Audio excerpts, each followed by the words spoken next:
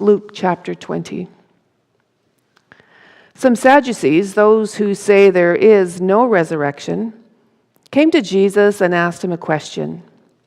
Teacher, Moses wrote for us that if a man's brother dies, leaving a wife but no children, the man shall marry the widow and raise up children for his brother.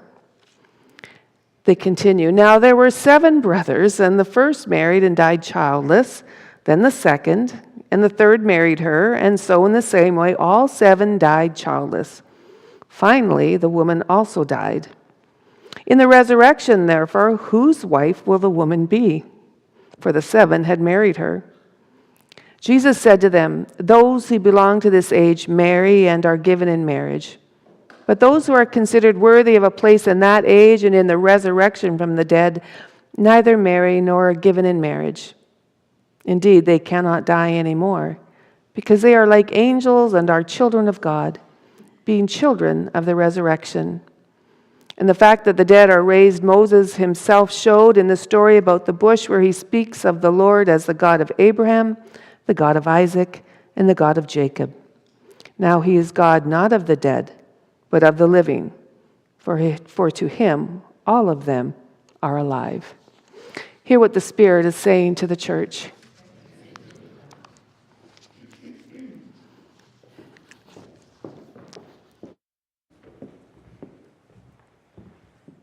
Hi, thanks for this amazing opportunity.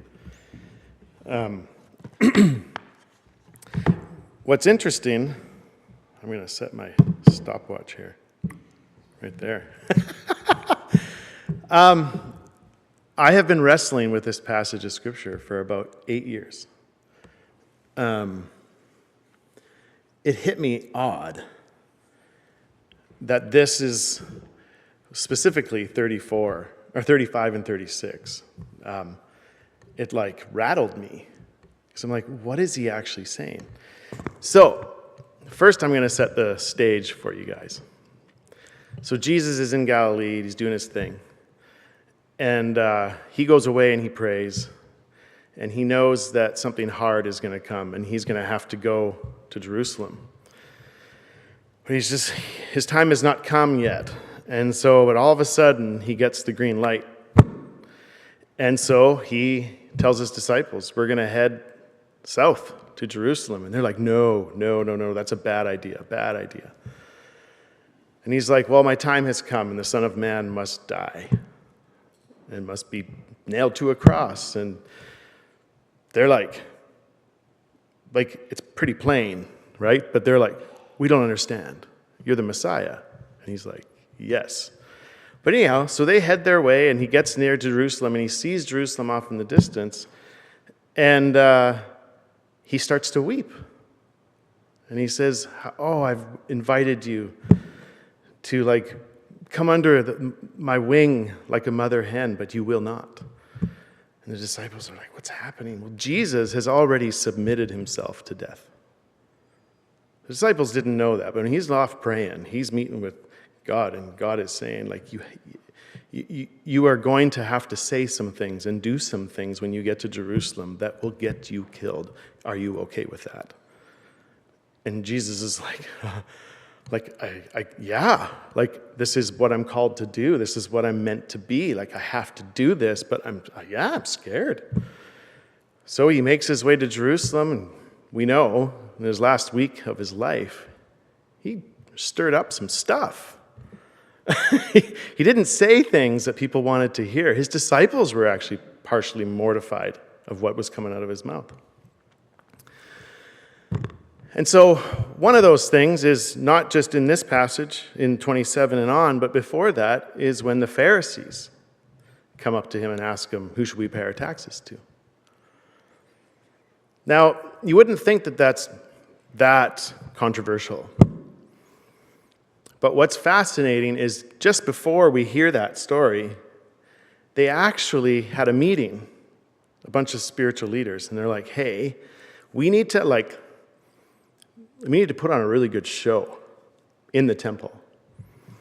And we need to actually make it seem like that we're actually supporters of Jesus. We need to manipulate him, get his guard down, get him hopeful that maybe now we've seen what he says, so that he'll let down his guard and then he'll say some stuff that'll get him killed. So let's pretend. So they go in there and they're like, and it says in Luke very clearly, they literally were trying to completely trap Jesus, not just in what should we do with our taxes, but more than that. Like it was a whole big game. Well, Jesus then says, well, give to Caesar's what's Caesar's and give to God's what's God's. And then no one knows what to say. And they're like, wasn't expecting that. Kind of thought we could say, see, he says not to pay their taxes to Caesar. And then the Romans would arrest him, right? But no, Jesus gets himself out of that one like a genius. But then right after that, the Sadducees had their little plan. And they come up and they're like, okay, we got a riddle for you. Since you believe in this resurrection, you and the Pharisees, you believe in this so-called resurrection. We believe, we're nihilists. We believe when we die, it's over. It's game done. Like, no one exists. We live, we die, it's over. While we're here, we just got to do right. And Jesus didn't disagree with everything about the Pharisees. And he didn't disagree with everything about the Sadducees. That's what makes Jesus so interesting. There actually was some things that he would agree with either side, so he couldn't choose a side. But the thing is Jesus didn't really agree with any group wholeheartedly. And that kind of messed them all up. So they asked this question. A man marries a woman, and then he dies without children, and then she ends up marrying all 7. Now, keep in mind, not on her own volition. She was passed down like a piece of property, which is pretty disgraceful. But they use the story. It's not a real story, but they're like, let's trap him. Then what Jesus does is he says some stuff that goes right over their head, just like Nicodemus. How can I go back into my mother's womb? And Jesus is like, oh, brother, seriously? You're supposed to be a spiritual leader, and you can't even understand what I'm saying. That's really sad. But anyhow, Nicodemus was open. He was at least open to ask the questions. A bit of a coward going at night. But hey, he was interested enough to ask these hard questions. These Sadducees weren't trying to ask questions like Nicodemus. They were trying to trap him. But what Jesus does, now who here has read anything about the Gospel of Thomas? It's pretty out there. There's a reason why it's probably not in the regular Bible. Because it's like, it makes you scratch your head. You're like, what is actually happening here? Well, this verse, 35 and 36, is kind of Gospel of Thomas-ish. It's not basic. Jesus replied, marriage is for people here on earth. But in the age to come, those worthy of being raised from the dead will neither marry nor be given in marriage. They will never die again. In this respect, they will be like angels. They are children of God and children of the resurrection. So if you could leave that up there, David, for a minute. The part that gets me is that Jesus is talking about the age to come in a way that's not what the Pharisees think or what the Sadducees think. Jesus is breaking all the rules of what they've constructed in their own theology, let's say. Jesus isn't talking about a heaven, one day where we go and we die and it's perfection and perfect and we float around like angels and sing songs. He's talking about another life. He's talking about a new heaven. It's not a cancellation of the old one so we can get a new one. It's the old one's still there and God's creating a new heaven. And then God creates an earth, like we see in Genesis, but then at the same time, God's creating a new earth. And then we scratch our heads, kind of like trying to understand the Trinity. I don't get it, because our brains can't perceive it, but our hearts can. So, let's see the next slide, Dave. So I have a question for you. What if we're not human beings learning how to be spiritual, but rather we're spiritual beings learning how to be human? Think about that for a minute. I grew up believing I was a human, really trying to be spiritual the best I could. But if we're eternal beings, if our souls have always existed, and that's a funny thing. The tradition I grew up in, when he says eternal for humans, that means, well, the day I was born, and then forward. But that's not what eternal means. Eternal means no beginning and no end. So that's a hard thing to wrestle with, because we think Jesus is the only one, or God's the only one that has no beginning or end. But what if we had no beginning or end? And it's so hard to get ourselves out of that physical world, brain-orientated structure. So if we have always existed, then we chose to come here. We came like angels to experience this experience of physical world humanity, not just for God's poop and giggles. It wasn't just for a fun little experiment. What if we've come here to learn how to be human, to help create a new heaven and a new earth? What if we're not puppets and slaves? What if we're co-builders in this new kingdom?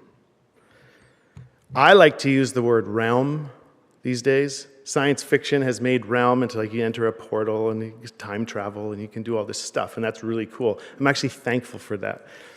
But if you look to the Latin, the original, where realm comes from, I don't have my notes open, I've just been free-flowing here.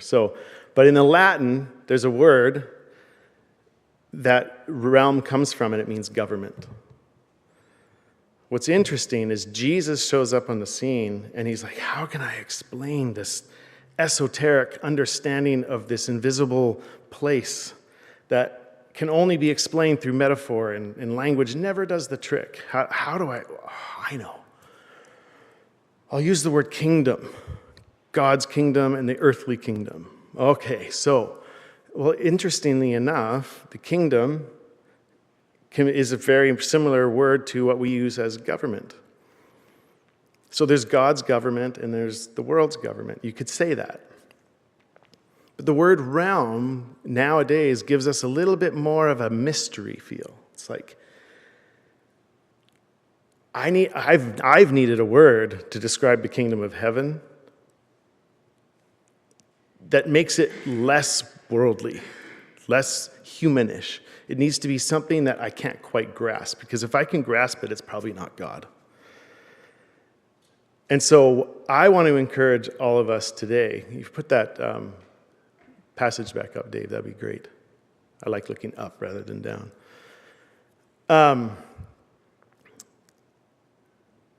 When we're here, we're having our life, we're doing our life, and we're learning to become like Christ. Well, Christ is the best lover of humans that we could ever imagine. And if I'm to become like Christ, that means I'm meant to love like Christ. And so, what I love about the resurrection, the title of the sermon is Resurrection, the Age to Come. And we know about the resurrection of Jesus, and he walked through walls, and he ate fish, and he acted kind of like a human, and then he also kind of acted like an angel at the same time.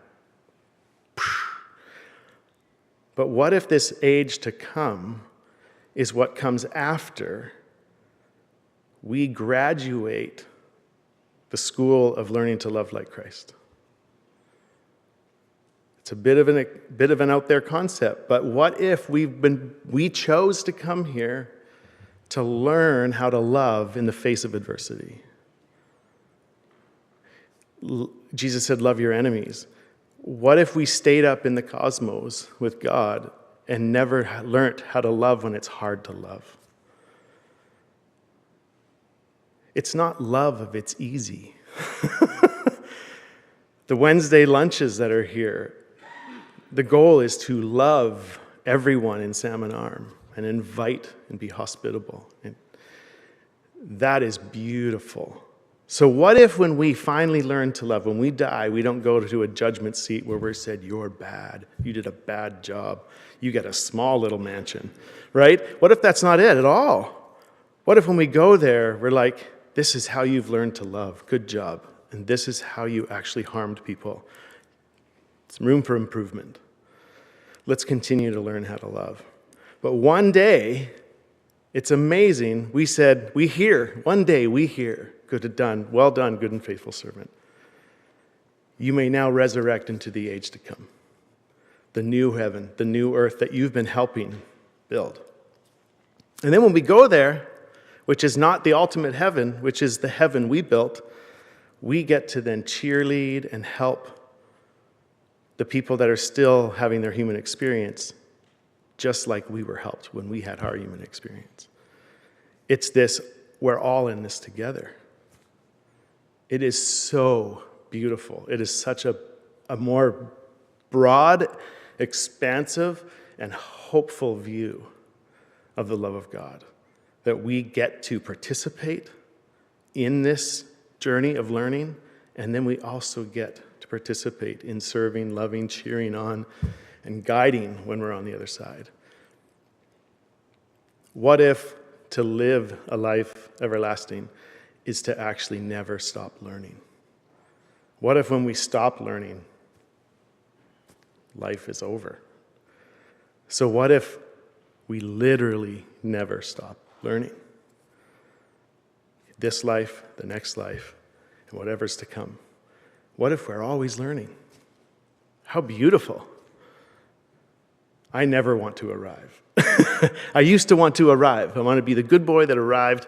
Yay. Now I'm like, arriving kind of seems boring. I want to keep learning. I want to keep growing and transforming, becoming more like the God that I can't understand, but I'm madly in love with. Anyhow, thank you for listening. I said nothing like I thought I was going to say, but it felt like it was from my heart, and I can't wait to share more, and I'm way over time. Thank you.